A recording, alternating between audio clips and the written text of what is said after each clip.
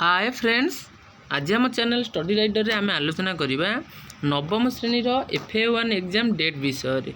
तो तांकर time table पिला आसी जाइए। आज आम से विषय आलोचना करवा।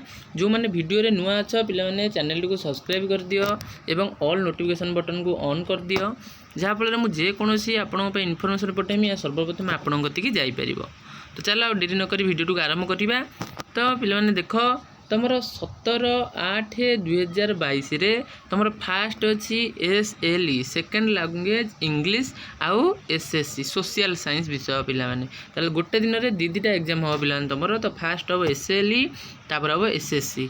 SLE अर्थ हो पे जो सेकेंड लैंग्वेज इंग्लिश आउ सोशल साइंस एग्जाम तुम पे हम के तारीख ना 17 तारीख रे। तापर 19 तारीख रे 18 तारीख होनी पे छुट्टी।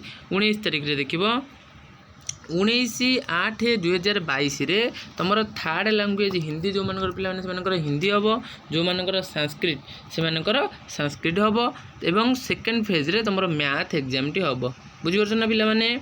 तापर कौन कही ना कही 20/8/22 20/8/22 कौन हम ना FA ओडिया एग्जाम हम आउ जनरल साइंस एग्जाम पिला माने हम।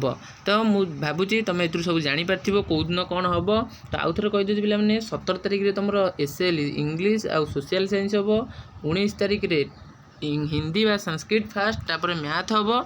तापर तुम 20 तारीख रे ओडिया आउ जनरल साइंस परीक्षा हम। तो वीडियो जब भल लगी तो पे वीडियो को लाइक करदे और सांग गति इनफॉरमेशन को शेयर करदे और चैनल को सब्सक्राइब करदे।